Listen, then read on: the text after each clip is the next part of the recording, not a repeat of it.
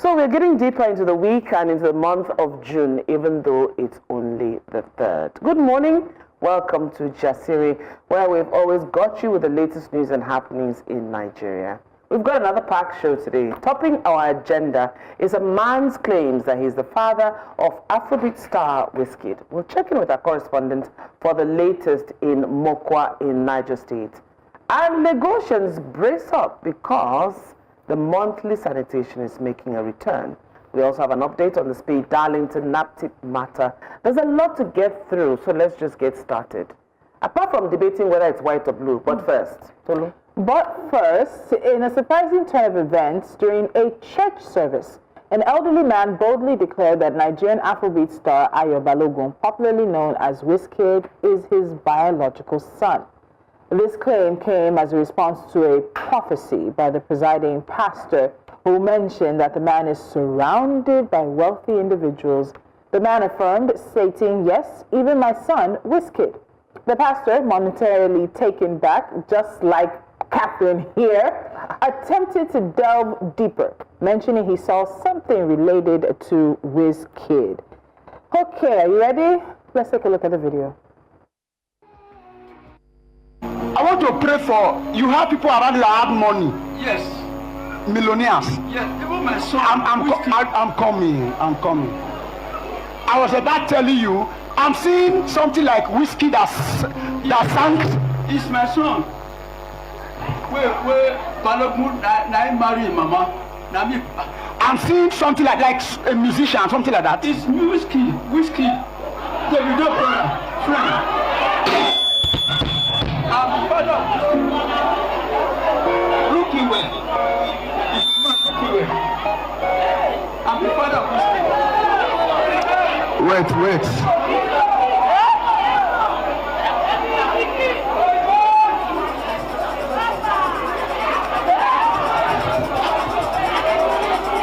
Because I was seeing whiskey. I saw like a name whiskey.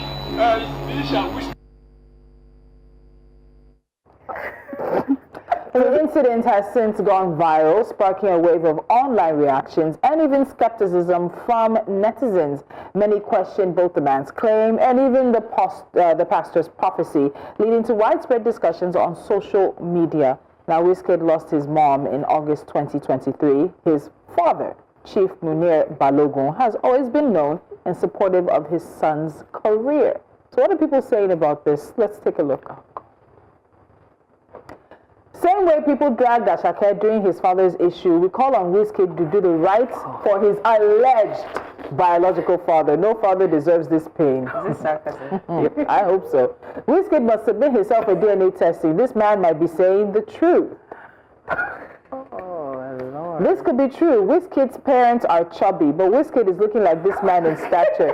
Wizkid, submit yourself for DNA. What's this? That's success, when people who don't know you claim to be associated with you and truly believe it. This obnoxious sense of entitlement in Nigeria is why there are so many thieves, yahoo, corrupt politicians, and every evil vice that revolves around making money by any means, even if it means killing people. Okay, I want the connection soon. Elon Musk is one of the world's richest men, yet has anyone seen his dad complain about Elon not taking care of him? Elon's dad is living his life the best he can without his son's support. His father is also a millionaire, if you don't know. This man probably never contributed shishi in training Wizkid, but now he wants to reap where he did not sow. Are they really believing? If I dare inside this church and something like this happened, I go just carry myself, they go house ASAP, never coming back, because which kind comedy be this? Pastors are to make up homes. When it comes to Africa, they're there to break up homes and destroy families. If true, as a visionary pastor or a wise prophet, there are things you don't say out in public. Ask the man to wait for you after the service. That's discernment. And that's about the spirit of discernment. This is a man that lost his mom about 2 years ago, Wizkid. We've always seen him with his dad, and all of a sudden you want to come from I don't know where and say, "Hello, excuse me, I'm the one who donated sperm." Look me where. Look me where. And then somebody is saying that, oh, Wizkid's parents are chubby, and then Wizkid is slim. Do you even understand how? Like, do you understand how genetics works? Do you really actually understand how genetics work? That sometimes you can look like no one in your family, direct family, in your direct family, and then somebody you now look like somebody 2 generations before you. Why don't you look like anybody from any generation? I think the first person that was shocked is the microphone because he gave out after. The microphone was like, oh Lord. The microphone was like, The pastor and the man, something is wrong upstairs. I think that Yaba Left needs to deploy their bosses there straight up because even the pastor was like, yeah, I was about to say something like whiz. There can be whiskey. There can be any. There can be whiz boy. There can be any. There can be whiz Khalifa. You say you hear something like whiz. Okay, good. But you know, there's a conditioning of mind. You know how when some information like that drops, people begin to look close and say, okay. You know, because there might be a resemblance somewhere. I guess that's why there's one of the tweets that said, but you know, it doesn't look like his parents are chubby. I'm surprised that people are believing it. They play. It's you know when you say okay, have you not been somewhere where they're having his mom that is chubby? It's his mom that is chubby. Is that exactly how did they forget all of a sudden? You don't know. Have you ever been in like controversy? Somebody referenced Ashake, but the point is, in that Ashake situation, we all knew that it was Ashake's father. There was no doubt in it. Yes. As long as Wizkid has been out since his very first album, we've known Chief Balogun as his father. Yeah. And then it feels funny to me, you're waiting until the mother died. So right now, it's almost a he said, she said thing. Yeah. Really, in all honesty, I don't think Wizkid or his father, Chief Balogun, should pay any mind to this. They should just ignore it. And I hope that Nigerians also don't allow this thing to be something that spirals out and beyond. Because we like this sort of perverse biological DNA parenting kind of thing. There's a way that Nigerians relish in all of this mess at the end of the day. And I sincerely hope that it's a video, it trends, and then it finishes where it is there. Because what do you mean? The pastor said, you have wealthy, all of us have wealthy people around us. Because by socioeconomic standard, we're not always going to be the wealthiest person in the world. All of us have wealthy people around us. That part even annoyed me. All these prophecies, honestly. I remember the time that my brother took me to one church. Even my brother was apologizing for taking me to the church because the guy called me and said, I'm hearing something about stepmother. I said, maybe your own, because I don't have. I don't know why people do that. I don't like a trial and error thing. You get, and they don't expect that you would counter and they don't expect you would counter them there. And that's the thing again, because we worship these people, whether or not it's true. Sometimes we just go along. Maybe we should stop going along. Because I said it's on the altar. Maybe it's your own. Because imagine being the pastor to Wizkid's father. And then come on, guys. You don't listen. I'm hearing Wiz. Okay, this is let it come complete. Somewhat a call for mental health evaluation. Yes. Of course, you can see, the man's state. He looks very questionable, and I really don't know. I'm not, this is not me tearing down his story, but like right now, I am tearing down his story. Yeah, I think at the end of the day, it's going to be his story. Who's going to give you DNA test to do?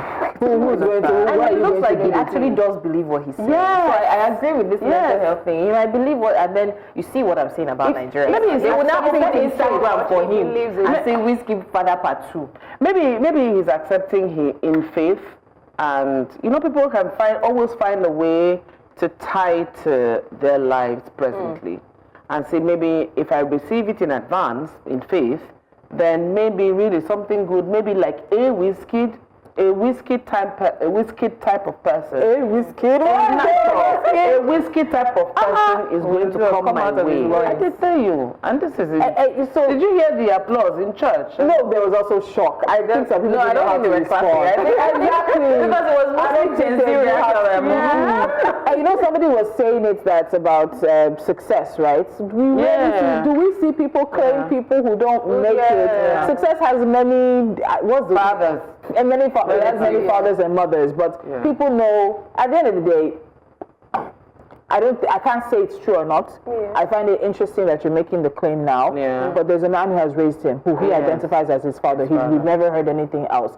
With his mother, you can't come and say he's the one that married her, but I'm the one. What are you saying? I don't think so. Where were you all these years? Exactly. I don't think he even knows his real name. They should have asked him. Yeah, we should ask Tolu if they share the same name. They share the same surname. I was to say, so we don't know whether I'm so sorry. This is like let me be very, very honest with you. people, the Baloguns are married into a very, very large family. In all honesty, me will tell you something. I don't know. So you see, that maybe there's a connect. We have to do our findings. Yeah. Mr. B, we put it, we charge you with disrespect. I asked him once a while, many years ago. I said, "Can we be related?" He said he doesn't know. I also asked Temi B. Remember Temi B too? Yes. Balogun. So we're actually Balogun Lagos Market. So I want to do shoulder today. Balogun Market is named after my husband's grandfather. Aragon, we're Lagos. So anytime we have to get by, this. No, I hope they'll give us this. No, now. Anytime we are going to the market, so we will just you know we are. Onto you.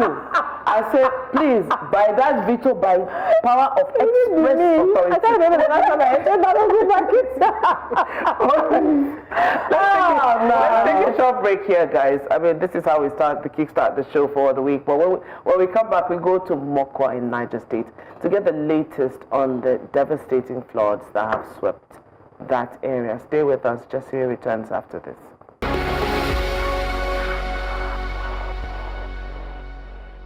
In a devastating turn of events, the town of Mokwa in Niger State has been severely affected by catastrophic flooding, resulting in hundreds of people confirmed dead and hundreds more reported missing. The disaster, which struck in the early hours of Thursday, May 28, 2025, was triggered by terrestrial rains that led to the collapse of nearby dam, unleashing a deluge that submerged entire neighborhoods. The districts of Trifin, Massa, and Angwan, Hausawa were amongst the hardest hit, with homes swept away and critical infrastructures destroyed. Rescue operations have been challenging due to the extent of the devastation, and authorities fear that the number of casualties may rise as search efforts continue. We go now to correspondent Joshua Imayari, who has been on ground in Mokwa, speaking to the people. Hi Joshua, how has it been on ground in Mokwa? Good morning to you. Well, it has been devastating. Residents here are still reeling from the loss of lives and properties. Double losses for them. It is not a happy incident, and they are visibly sad by the turnout of events. Of course, it just rained this morning, as you can see. Some of them are gathered. Most of these people you are seeing on the field now, on this stretch of land, are scavengers trying to gather as much as they can, metals from the debris. However, most of them are patching up with a relative or two, friends, well-wishers, to stay pending the time that aid will come to these people. On the death toll? Well, the death toll, yesterday, the deputy governor of Niger State, while receiving former Anambra governor, that is the person of Peter Obi, released new figures saying that the death toll as of now is 200. Of course, you know that they can't account for everybody that is missing, as well as they even informed the pressmen that yes, 1,000 people are still unaccounted for. This is the major effect of this flood, as many lives have been lost. Well, just yesterday, the deputy chairman of this local government said that the search and rescue effort has ended. Why? He says that the search is no longer a rescue effort, because by now those bodies that have been swept away by the flood, they would have been dead by now. So basically, it's just a search effort just to recover the dead corpse of those who have died in this devastating flooding. However, he told them that if you find any of your relative who has died, please go ahead and bury them, because it is more or less now them recovering the dead. So interesting enough, you mentioned that. I was reading that they're looking to bury people as soon as possible because they want to forestall issues around disease outbreak. What do we know about that, and which also is going to bring us to NEMA? You were talking about they're waiting until relief or aid comes. What's the situation around that right now? I spoke to some of the residents who were affected by this flooding, and they confirmed to me that they've not felt the touch of government. What do I mean by this? That the intervention in times of flooding, the first thing that comes to mind is rescue. After rescue efforts are completed, the next phase to move into is humanitarian effort. Well, of course, NEMA has contributed and donated some items, as well as other well-meaning Nigerians and bodies who too have donated to these people. But it will interest you to know that these people are not feeling those donations. They told me yesterday that all they hear is social person donated a large amount of money. This particular grains bag of rice were given. But it will interest you to know, I quizzed them further. They told me that most of those things that were given to them have been locked in Mokwa local government secretariat. Now that raises the question, if these people are to get aid, will they get it from the locked secretariat with those things behind closed doors? I questioned them further, and they told me that most time they get just a loaf of bread and 2 sachets of tea. That keeps me wondering, to what extent will this intervention do to them? What benefit is it going to do to them? Just 2 sachets and a loaf of bread, a small loaf of bread that is not up to 500 naira. It is devastating. They are complaining and they are saddened by the turn of events. Now, it seems like some people are trying to profit from their misery. So this is what we have from some of the residents here. Okay, sorry. Hi, Joshua. What would you say is the setup for people that are now homeless? Yeah. I can confirm to you that the setup is a primary school within this area. But it will interest you to know that there's no government presence there. Now, people who have suffered this kind of loss, what they need right now is government presence. Most of them, they declined moving to that primary school. Why? They felt that that place is not conducive enough. Now, I will tell you for sure that in this whole community and to those affected by this incident, there is not a free flow of constant, clean, running water. What they do here is just to go back to some of the wells that was flushed out and get water. Water, no. Home, no. Food, no. Clothes, struggling. That is the plight of Mokwa residents here in Niger State. So Joshua, I want to go back because what the area is showing us, if I understand you correctly, this area was submerged just a few days ago. And you spoke about the fact that it has rained today. What are the weather forecasts? Because we are properly entering rainy season in Nigeria. We've entered into June, and there are expectations that it's going to be a very, very difficult rainy season this year. What about the forecast in terms of the potential for more rain in the area and potential for more flooding?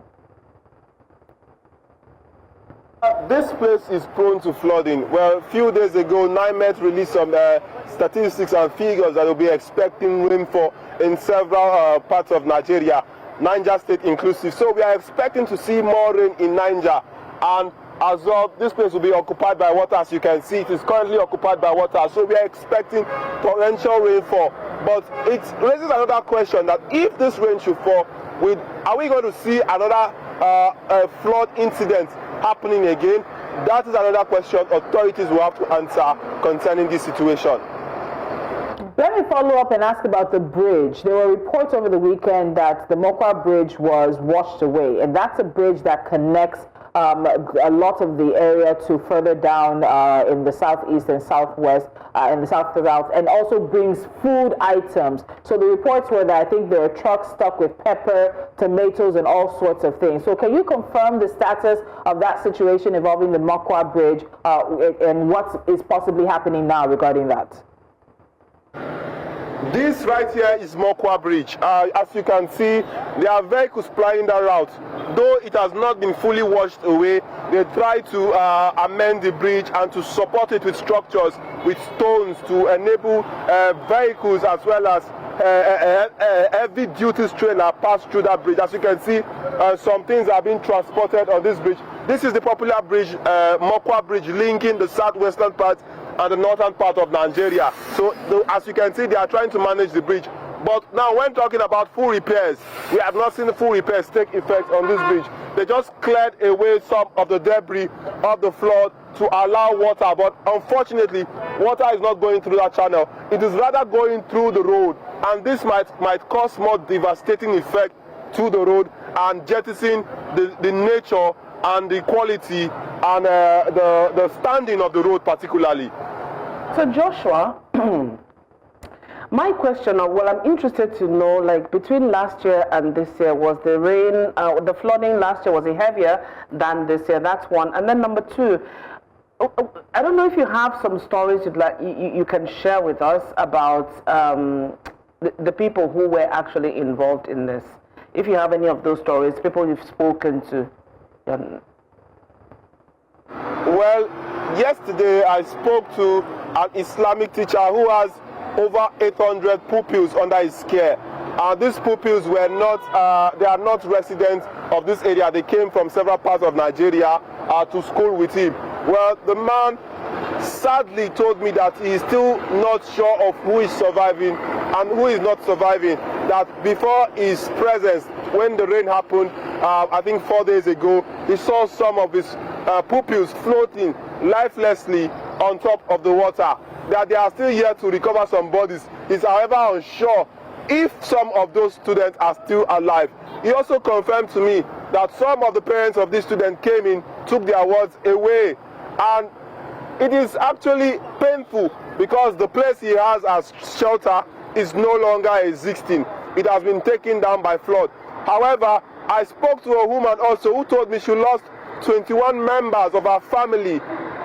That is painful to hear that one person lost 21 members of her family in a day. I also spoke to a young man who told me that he lives in a 3-bedroom apartment, and for his family he lost 9 relatives. Among them, 5 are adults and 4 younger ones. This is the effect of this flooding, and it came surprisingly to them. Well, we can only be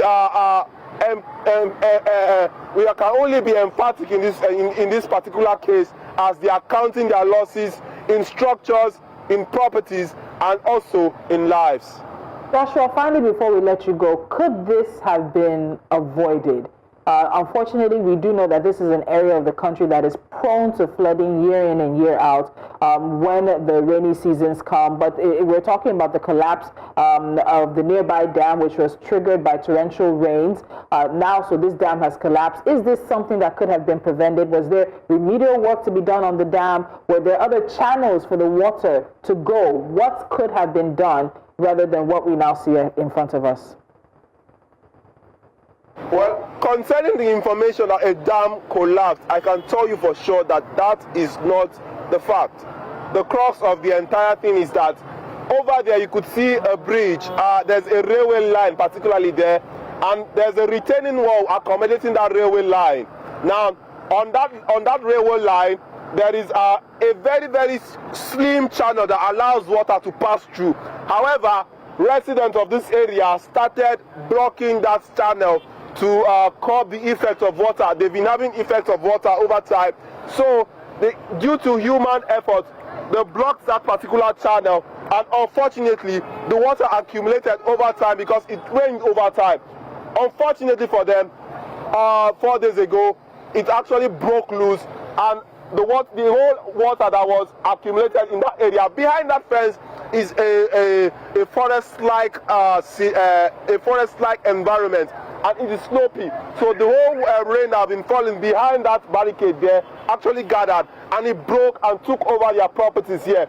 Most of these buildings here, they are mud buildings, and it's majorly a rural area that has these people. So over time they've been trying to block that water. Unfortunately, 4 days ago it broke loose and the entire water. So concerning the dam story and the dam narrative, I am not sure, because the only dam here is Kanji Dam, and it is far away. I asked, and they told me that the channel, when they release the water from the dam, the water does not go through this place. It goes through the neighboring village. That this was as a result of human effort and climate change. All right, Joshua, thank you so much for the updates. I know you're still in Mokwa and you'll continue to give us updates, and we look forward to seeing some substantive humanitarian aid and some kind of situation set up for the people there. Thank you so much, Joshua.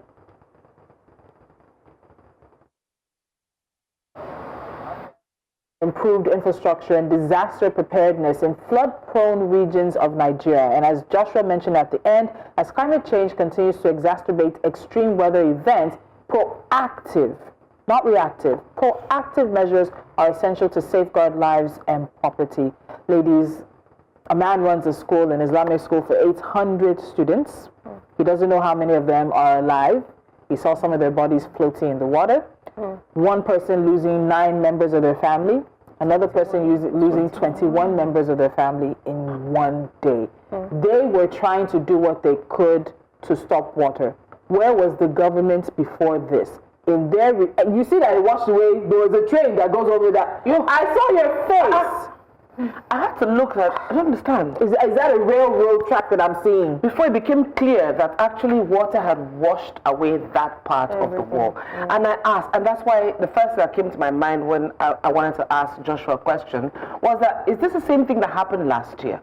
So it has been happening, we all know that, so now Mokwa is a place that is prone to flooding.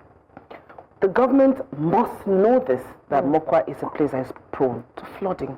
What has been done over the years? And he said something worrisome. You have relief materials, but you're locking them up. Why? The people who need the relief are not getting any relief. And then even yesterday, I was talking to him on the news, and he mentioned that although there has been no official statement from the government, but they're saying that they did not make plans for camps for them, so there are no camps, and that's why they. So I wanted to ask. So you can't make plans so now. There are no camps, and they've known, like you said, they've known for years. That's why they're camped in primary schools, because that was even their own idea. There are no idea camps there for thousands of people that are displaced. There are 1,000 people, bodies, exactly more, 1,000 missing. Some people don't even know where the family members are. And as it is, it's such a detrimental coping mechanism for Nigerians. We keep going as if, after a while, the shock is there, but after a while, they're going to go on with their lives and, expect that, when you see the bodies, pray that you can actually see the bodies to bury. But in their minds, this has gone. I mean, what can they do? The flood has happened. And then you wait for next rainy. In fact, we're still in the rainy season. I do have a question. Why is a rail line on a mud wall? Okay. Because I think there is no concrete underneath everything. That's why it's able to be washed away easier. It's not that concrete can't be washed away, but so you see that it's not something that has been. Is still so there's been erosion. It's been eroding over the years. When they made it look like it was stable, it was solid, but it's been eroding over the years. Mokwa is a place that is prone to flooding. The government, you should know that. What has been done, as usual, it wasn't priority enough or important enough for the government to put things in place. And this rain has just started, guys. We in Lagos here. We are still acclimatizing and getting used to the rains. It's just starting. This is June. The rainy season, they say it's from April to October. So what's going to happen if rain decides to fall again in Mokwa? Let's say in the next 5 days rain falls. What is a Nigerian Meteorological Organization doing? They've released the red zones. How about released the red zones? 15 states. What is the plan? Because, stating they have red zone is not enough. What are you doing to make sure that they can support any of these states? So NIMET is meant to supply the data of the red zones. It's left for the federal, and in most cases more likely the state government. To look at what NIMET, to look at the data that NIMET has provided and do something. What we get told most of the time is people in these areas should please evacuate. Exactly, and then they come back and say they don't listen. Where are they supposed to go? Look at now, you say they should go to primary schools and do what in primary schools? Where are they going to the primary schools that were uncompleted anyway. Do you understand? So when it rains again, what happens? This is not the end. Sadly, we're going to hear more of this. This is not the end. Unfortunately. But it's sad that government is not even focusing their attention on this. Maybe because it's not election year. Probably if it were election year, that's when you see them move. And everybody will be there commiserating with them. I'm honestly looking forward to when humans will stop being collateral damage to the government's recklessness, because it has gone on for too long. That is collateral damage. And I think at the end of the day, we also need to remember, Joshua mentioned there's also climate change, there's human endeavors. They tried their best to hold the water back. And he said the area behind is forestry. And so part of it is, and I'm not blaming them at all, but we need to take into cognizance, because our governments don't do what they need to do, people are left to do what they can do. And what they don't do what you are responsible to do, you leave the citizens to do what they can do. How much education do these people get on the fact that as you continue the deforestation, it means that you are giving yourself probability to flooding. Because those trees are necessary to holding the soil in place, to taking in the water when it falls, when the rain falls. At the end of the day, the buck stops back at the table of the government. You see people who are states, more likely states. You are confiscating, you are hiding. You're giving them a loaf of bread and 2 sachets of Are we milk. okay in this country? You're hiding relief materials. It's not for you. It's for these displaced people. But as usual, somebody must stand to benefit. You're looking at how it's going to favor you. You're taking those the bags of rice, food stuff, whatever relief You materials. start giving them a cup. You can't tell them to come and collect a cup of rice. And this is the second time I'm mentioning this today. I think we should take a good look at the mental health of people around, because someone that has lost 21 members of their family and what dead people floating might not be okay. They might be alive, but we might be losing more people to other forms of sicknesses due to from the trauma they've experienced. Absolutely. We'll take a break. Joshua is still in Mokwa, Niger State, and he'll continue to give us updates from there throughout the course of the next few days. Now, let's take a break. When we come back, let's talk the return of monthly sanitation in Lagos. Stay with us.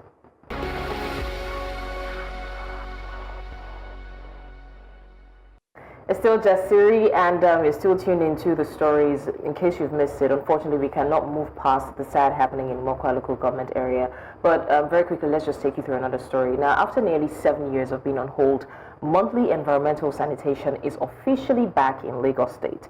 The announcement was made by Tokunbo Wahab, the Commissioner for Environment and Water Resources. Now, the exercise will now hold on the last Saturday of every month from 7 a.m. to 10 a.m. starting this June.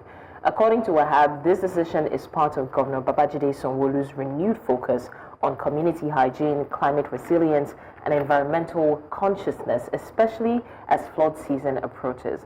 Now, movement will be restricted during the 3-hour window, and residents are expected to clean their homes and their surroundings. Yeah, this is actually a call, to action for every Lagosian, because we know how waste management is important, especially this flooding season. But we'll definitely keep our eyes out, to see how enforcement plays out and whether this becomes more than just a symbolic gesture. This is not just about keeping gutters clean, it's about health, safety, and our collective future. Now, just a reminder about why sanitation was stopped. I know a lot of people need to remind themselves of this. Lagos discontinued its monthly environmental sanitation exercise in November 2006 due to several reasons. One, the restriction of movement, and I want to see how the government goes through this. The exercise, which involved restricting human and vehicular movement for 3 hours on the last Saturday of every month, faced criticism for its impact on the daily lives and economic activities of Lagos residents. Then there was also the review of the environmental laws. The government stated that the existing environmental laws and procedures needed to be updated to better address the growing needs of the city. Then, of course, there were the economic concerns as well, as I mentioned earlier. But one of the main things, let's not shy away from it, was that there was a lawsuit. A court ruling in 2016 declared the restriction of movement during the sanitation exercise illegal and unconstitutional. And there's also the need for attitudinal change. And I think I remember the story. We were on radio then. Someone, I think he was a lawyer, he got picked up and was put in a Black Maria because he was driving at the doing sanitation. He's like, what are you talking about? So that's what led to the suit and everything. But now it's back. We can separate two things existing. There's a need for some kind of sanitation exercise that involves the residents of Lagos. But I'm curious, how do you tell me I have to stay in my house to clean my house and its environs and enforce that? And then what do you do if people simply don't? Remember, people used to play ball. We worked in VI and we walked to the office because the accommodation was close by. People were not cleaning. Some people were, but boys were playing ball. People were just using it. They were doing groups of exercise on the expressway, monthly sanitation. That's what I'm asking. Like, how do you enforce that people are actually cleaning their homes? Are you now saying that you're giving Lagosians a time frame to clean their houses and they must clean their houses every last Saturday of the month?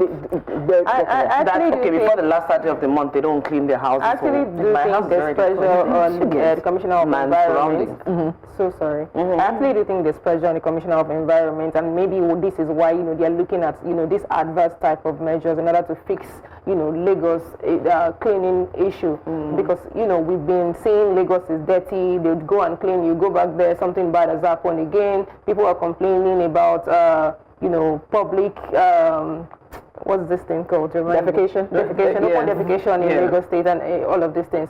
Do I think it can work 3 hours in Lagos? No. So what do we do? What could have been a better way? Because I do agree that people need to clean. Yes. And I do agree that I don't think there's not enough personal responsibility in the state of sanitation in Lagos. Everybody points fingers at the government. We've seen enough videos. They arrested that guy that went to another area to go and dump his trash on a bridge. You see people who are outside, you finish drinking a bottle of soda, and you you eat a banana and it goes. So I think within the confines of their homes, people how are okay. dirt is being dumped. People clean their houses, but when you see, their waste bins, you see something is just poured inside, the body is dirty. You can tell how it's being treated. So it this transitions to, how they treat their waste bins in their offices and outside their house, because everybody gets to protect their own. But like, how are you treating dirt outside of your house? So I would have said that they would have put in place maybe an agency that goes around to supervise. They used to have it. So enter house. So I don't even think I feel feel like restricting movement is a misplacement of priority, because at the end of the day, people will now start fighting that. Okay, I have important things to do. Imagine having press on your car. If I say I'm going to work, what would you tell me? So eventually,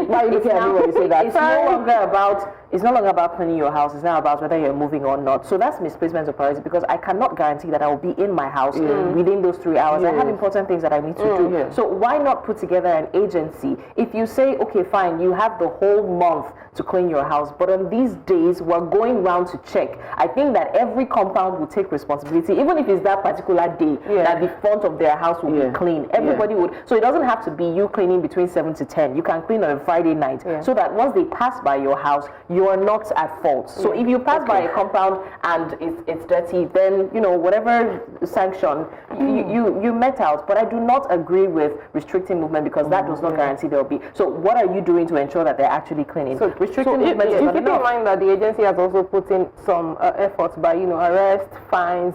Clearly, it doesn't work. Guys, I think this is on the streets that are not cleaning. The people that are not cleaning. There's also still the existing Thursdays cleaning. Market sanitation, Yeah, they do arrest, but like you still go back to these places. I can mention names. Yaba is not clean. By the end of the day, bridge is not clean. That day that go to Obalende on that bridge is not clean. Yeah. So I think this was leading to this adverse effect. But more importantly, they need to actually think about execution than just implementing these laws. So make it tighter punishment or what? Mine is who cleans the streets.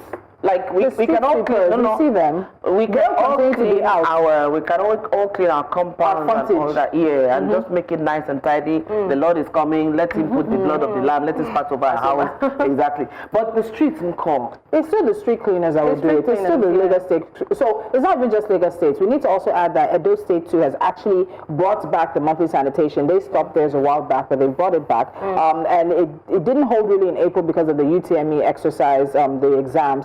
But it's back, and they also have a restriction of moving from 7 a.m. to 10 a.m. as well. But they've also put in place mobile courts, which is what I've always told you guys. That's why I don't think everybody needs to go to jail. Mobile courts in immediate sanction. So they activated 19 mobile courts to deal with defaulters. And what they're looking at is raising awareness and cultivating habits that support long-term sustainability. I'll go back to something I always say. In a way, I feel like my generation, any older adult generation after mine, is sort of a lost cause.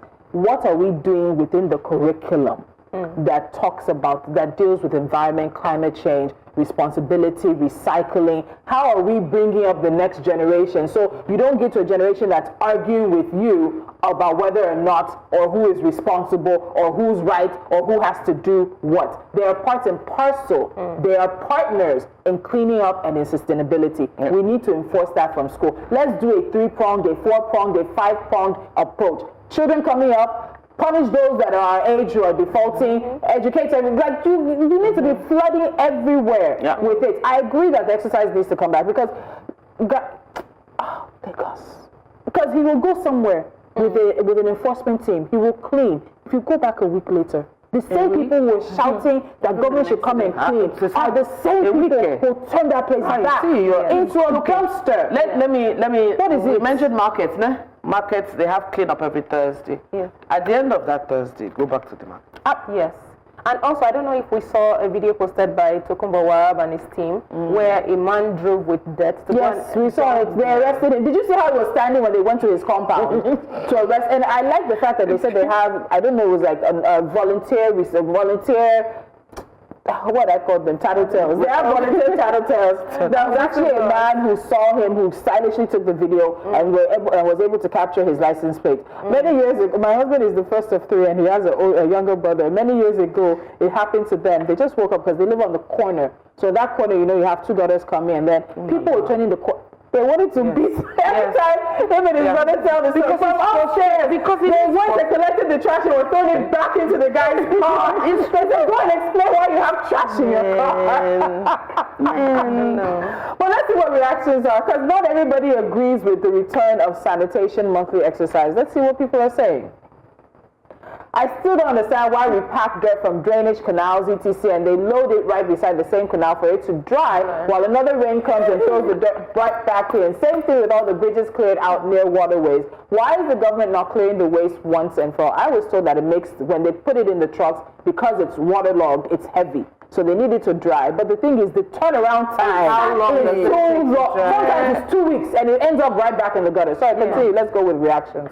Dumping refuse in drainages, trading on road medians, and turning public spaces into dump sites must stop. It affects all of us. If we want the benefits of a mega city, we must adopt the mindset that matches it. Absolutely. I agree. They say cleanliness is next to godliness, but it's like some Nigerians don't get it. No matter the God you serve, you can't say that your God is happy with you if you are this dirty. Haba. Forgive me, but when you visit places where a particular religion, harbor, and tribe, it's bad. I don't know what he's talking about. I will be the happiest man if this your latest effort at changing the narrative about our environment succeed. I hope it does. Please don't relent. I wish you all the best. You are doing a great job, but the issue of waste management should be within the purview of the local government to aid proper waste collection, not the state government. Allow the LGs enumerate the houses within the jurisdiction and provide compulsory bins to them. That environmental sanitation needs to commence immediately and should be mandatory also. Great job. This is your family member.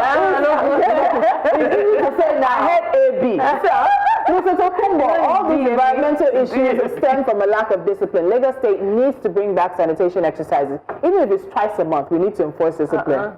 I wanted to say, let's do twice a month for 6 months, and then we can do once a month afterwards. And what will come back will be worse than what is on Ojota Bridge. Oh my goodness, I'm telling you. At the end of the day, I think it is the right move. I just want to see how it goes. How do you enforce? Yeah. If you get to a house and it's obvious nobody came out on the last Saturday, nobody came out between 7 and 10, nobody cleaned anything, what are the laws in place? Yeah. What are the consequences and the sanctions in place? And I think those also need to be stated clearly, so everybody knows you're going to do community service, you're going to, is it jail, is it what, is it fine? Let people know what the risk of them not complying is. If Edo State can bring mobile court, what are we doing? Because I see it's the same, like I wanted to say call the name, but like that popular detergent is repackaged for me.